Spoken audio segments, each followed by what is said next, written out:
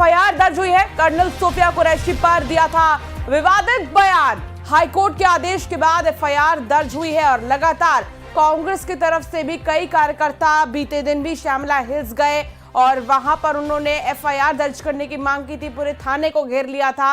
मंत्री विजय शाह को जैसे ही तलब किया, मंत्रियों ने बीजेपी की तरफ से जैसे ही मुख्यालय में तलब किया गया, चप्पल में ही दौड़ पड़े दफ्तर विजय शाह। और इस तरह की जो तस्वीरें बीते दिनों देखने को मिली, लेकिन अब जो एक बड़ा अपडेट इसमें आया वो ये कि शाह पर एफआईआर दर्ज हो चुकी है। महू के मानपुर थाने में एफआईआर दर्ज हुई है। तो एफआईआर दर्ज हो चुकी है। विजय शाह पर विवादित टिप्पणी इनके द्वारा की गई थी और अब एफआईआर हो चुकी है। लगातार हंगामा आप देख रहे थे, तस्वीरें देख रहे थे किस तरह से चौतरफा मंत्री घिर चुके थे। और घिरना भी जरूरी है, इस तरह की टिप्पणियां करना आखिर कहां तक ठीक है। एक जनप्रतिनिधि होने के नाते आखिर आपको क्या ये शोभा देता है कि आप इस तरह की टिप्पणी करें। बीजेपी खुद गुस्से में नजर आई और कहीं ना कहीं अंदर खाने में नाराजगी बहुत ज्यादा नजर आई। और अब जो है ये भी माना जा रहा है कि बीजेपी बड़ी कार्रवाई भी कर सकती है। इसी बीच ये बड़ी जानकारी है कि मंत्री विजय शाह पर एफआईआर दर्ज हो चुकी है। उधर कांग्रेस घेर रही है, उधर बीजेपी में भी नाराजगी है और अब एफआईआर हो चुकी है। वासु संवाददाता हमारे साथ जुड़ गए हैं। वासु, बीते दिन कांग्रेस के कार्यकर्ता बहुत ही ज्यादा आक्रोश में थे कि एफआईआर दर्ज क्यों नहीं हो रही है और थाने का घेराव कर रहे थे, लेकिन आखिरकार जब कोर्ट की तरफ से इस पूरे मामले में संज्ञान लिया गया तो आदेश जारी हुई और उसके बाद एफआईआर दर्ज हो चुकी। बिल्कुल, देखिए जिस तरीके से विजय शाह ने बयान दिया था कर्नल सोफिया को लेकर, उसके बाद वो विवादों में घिर गए। पक्ष ही नहीं विपक्ष ने भी इसको लेकर जो है वो नाराजगी जाहिर की और ये मामला पार्टी आलाकमान तक पहुंचा। आलाकमान जाहिर तौर पर इस पूरे मामले पर जल्दी एक्शन ले सकती है। और एक और महत्वपूर्ण बात बता दूं आपको कि कल देर रात एक सीएम हाउस में बैठक भी हुई। बेंगलोर से सीएम के आने के बाद एक बैठक हुई है जिसमें बीडी शर्मा और संगठन के महामंत्री हितानंद शर्मा मौजूद थे और वहां पर भी कुछ एक्शन को लेकर जो है बातचीत बड़े नेताओं के बीच में हुई है। हालांकि क्या डिसीजन हुआ है ये आज मुझे लगता है कि कुछ देर में पता चलेगा। लेकिन हाईकोर्ट ने इस पूरे मामले में स्वतः संज्ञान लिया और सख्त टिप्पणी की कि ये किसी अफसर का अपमान नहीं है बल्कि ये पूरी सेना का अपमान है और इसको बर्दाश्त नहीं किया जा सकता। सख्त लहजे में हाईकोर्ट ने ये कहा था संज्ञान लेने के बाद कि 4 घंटे के अंदर इस पूरे मामले में जो केस है वो दर्ज होने चाहिए और अगर नहीं होते हैं तो फिर इसे कोर्ट की अवमानना माना जाएगा। इसके बाद एफआईआर दर्ज हो गई है और कल जिस तरीके से कांग्रेस ने भी कहा था, कांग्रेस आज मध्य प्रदेश के तमाम जिलों में जो अलग अलग थाने हैं वहां पर जाएगी और वहां पर भी विजय शाह के खिलाफ और इस बयान और वाकई यहाँ पर वासु देखें तो बड़बोले बोल जो हैं कई बार जनप्रतिनिधियों को भारी पड़ जाते हैं, पर फिर भी वो सीख नहीं लेते हैं और इस तरह की विवादित टिप्पणियां उलझुल बयान वो दे देते हैं। अब गिरते हुए नजर आ रहे हैं और ये भी बहुत जरूरी है कि सख्त इस पर शायद बीजेपी भी एक्शन ले कि ये मिसाल बाकी जनप्रतिनिधियों के लिए भी मिसाल पेश हो कि इस तरह के उलूल जुलूल बयान देना, कुछ भी बोल देना कहीं तक ठीक नहीं।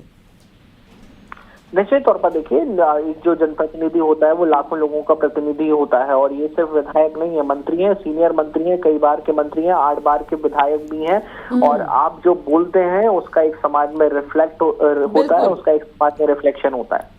बिल्कुल वासु, आपने ठीक कहा कि आप एक अनुभवी नेता हैं और इस तरह की बातें अगर कोई करता है तो समाज में इस पर क्या संदेश जाएगा। बहुत शुक्रिया वासु जानकारी साझा करने के लिए। एफआईआर दर्ज होने के बाद मंत्री विजय शाह ने एक बार फिर माफी मांगी है। विजय शाह ने सोशल मीडिया पर वीडियो पोस्ट किया और माफी मांगी। विजय शाह ने कहा कि मैं विजय शाह हाल ही में मेरे दिए गए बयान से जो हर समाज की भावनाएं जिससे आहत हुई उसके लिए मैं दिल से न केवल शर्मिंदा हूं, दुखी हूं, बल्कि माफी मांगता हूं। हमारे देश की बहन सोफिया कुरैशी जी ने राष्ट्र धर्म निभाते हुए जाति और समाज से ऊपर उठकर उन्होंने काम किया है। तो ये जो है अब माफी मांगते हुए मंत्री जी नजर आ रहे हैं। मैं विजय शाह हाल ही में मेरे दिए गए बयान से जो हर समाज की भावनाएं आहत हुई है उसके लिए मैं दिल से न केवल शर्मिंदा हूं, दुखी हूं, बल्कि माफी चाहता हूं। हमारे देश की वो बहन सोफिया कुरैशी राष्ट्र धर्म निभाते हुए जाति और समाज से ऊपर उठकर उन्होंने जो काम किया है वो हमारी सगी बहन से भी ऊपर सम्मानित हैं। हमारी सेना और हमारे सोफिया बहन के साथी जितने भी जिन्होंने हमारी उन बहनों का बदला लेने के लिए, हिंदुस्तान का मान सम्मान रखने के लिए और हमारे विरोधियों को धूल चटाई है, मैं उनका सम्मान करता हूं। हाल के भाषण में जब मेरी इच्छा और मनसा यही थी कि मैं उनके बात को अच्छे से समाज के बीच में रखूं, लेकिन दुखी और विचलित मन से कुछ शब्द गलत निकल गए, जिसके कारण आज मैं खुद शर्मिंदा हूं और पूरे समाज से और समुदाय से माफी मांगता हूं।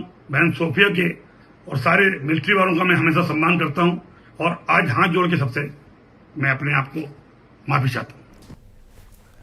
और मंत्री विजय शाह का विवादित बयान अब उनके लिए मुसीबत बन चुका है। जी हां, मुख्यमंत्री ऑफिस ने मंत्री के खिलाफ कार्यवाही को लेकर पोस्ट किया है। सीएम ऑफिस ने लिखा, माननीय मध्य प्रदेश हाईकोर्ट के आदेश का पालन करते हुए मंत्री विजय शाह के बयान पर कार्रवाई करने के निर्देश दिए हैं। तो कहीं ना कहीं विवादित बयान अब उनके लिए मुसीबत बनता हुआ नजर आ रहा है। सीएम ऑफिस से भी जो है मंत्री के खिलाफ कार्रवाई को लेकर एक पोस्ट किया गया और उसमें लिखा है कि माननीय मध्य प्रदेश हाईकोर्ट के आदेश का पालन करते हुए मंत्री विजय शाह के बयान पर कार्रवाई करने के निर्देश दिए हैं। तो मंत्री विजय शाह पर उमा भारती भी भड़क गई। उमा भारती ने मंत्री विजय शाह को बर्खास्त करने की मांग की है।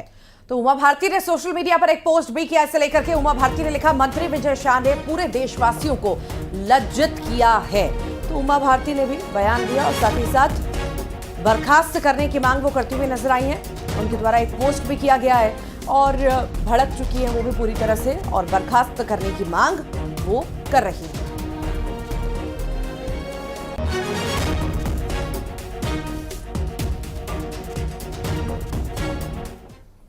तो अपने बयान से घिरे मंत्री विजय शाह से अब कांग्रेस नेता फोन पर ही इस्तीफा मांग रहे हैं। कांग्रेस अनुसूचित जाति मोर्चा के अध्यक्ष प्रदीप अहिरवार ने मंत्री विजय शाह को फोन लगाया और फोन पर ही सुझाव देते हुए मंत्री का इस्तीफा मांगा।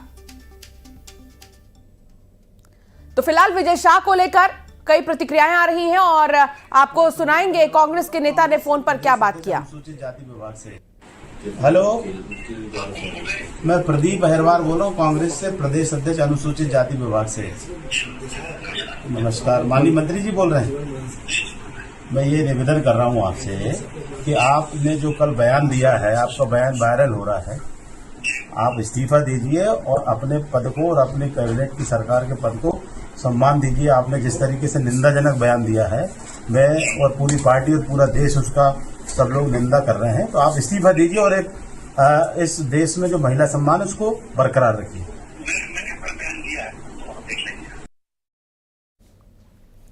तो मंत्री विजय शाह के विवादित बयान पर घमासान छिड़ा हुआ है।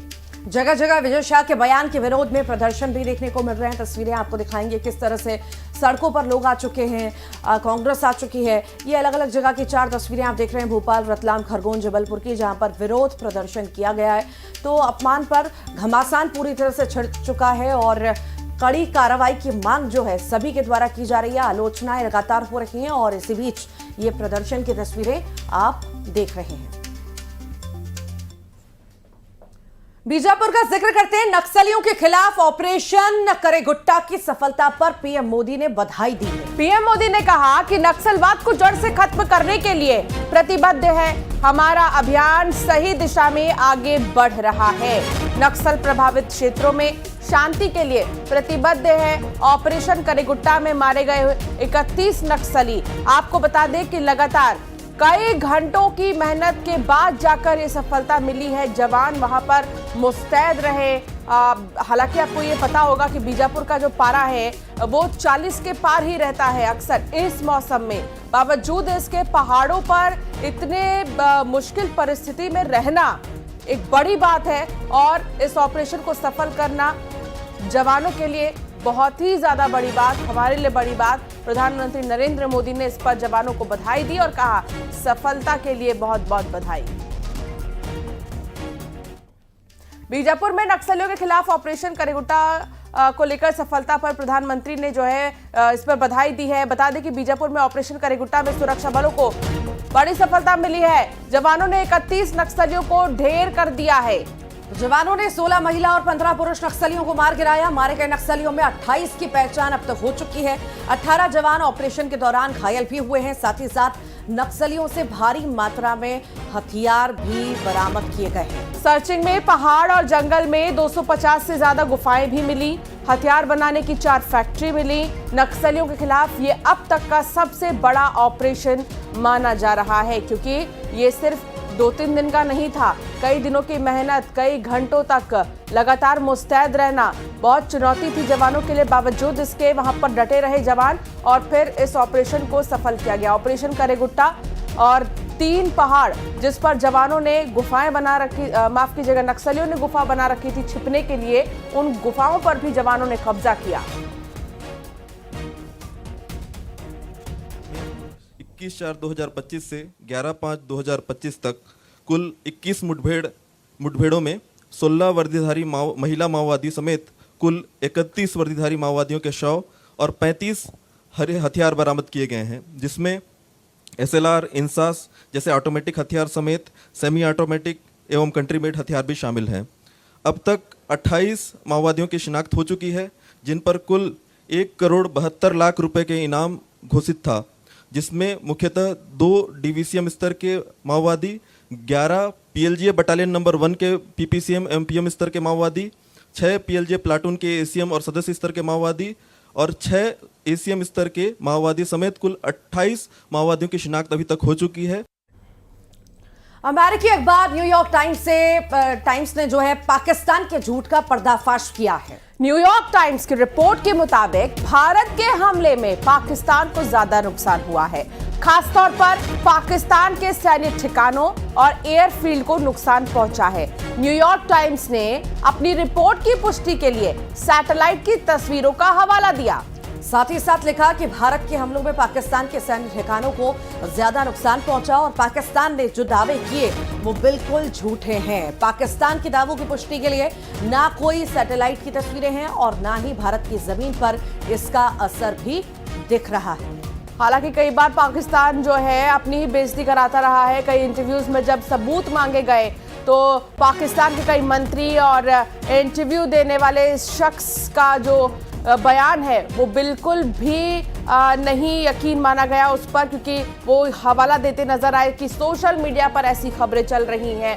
ऐसे में पाकिस्तान का झूठ पहले ही सामने आता रहा है, लेकिन अब न्यूयॉर्क टाइम्स जो कि अमेरिका का प्रसिद्ध वेबसाइट है, न्यूज़पेपर है, इसमें भी पाकिस्तान का झूठ जो है सामने आया है। पाकिस्तान का असली चेहरा सामने आ गया है। पाकिस्तान की बेइज्जती की गई है और कहा गया कि इस वॉर में पाकिस्तान का ज्यादा नुकसान हुआ है।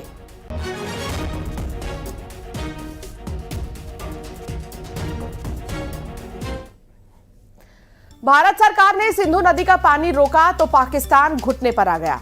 भारत के फैसले से हताश पाकिस्तान ने औपचारिक रूप से मोदी सरकार से अपील की है कि इस फैसले पर पुनर्विचार करें। पाकिस्तान के जल संसाधन मंत्रालय के सचिव सैयद अली मुर्तजा ने भारत के जल शक्ति मंत्रालय के सचिव को चिट्ठी लिखकर बातचीत की पेशकश की है और अनुरोध किया है कि इस संवेदनशील फैसले पर दोबारा विचार किया जाए। पाकिस्तान पर यह मार नूर खान और रफीकी एयरबेस की तबाही से बहुत ज्यादा बड़ी है, क्योंकि इससे पंजाब के पूरे इलाके में सूखा पड़ जाएगा। पाकिस्तान का कहना है कि अगर भारत 3 नदियों के जल पर अपने अधिकार का पूर्ण उपयोग करने लगा तो पाकिस्तान के कई राज्यों में गंभीर जल संकट पैदा हो जाएगा।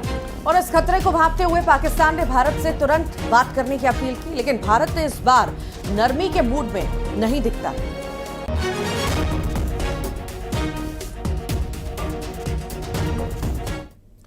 जबलपुर के मझगवां बाजार में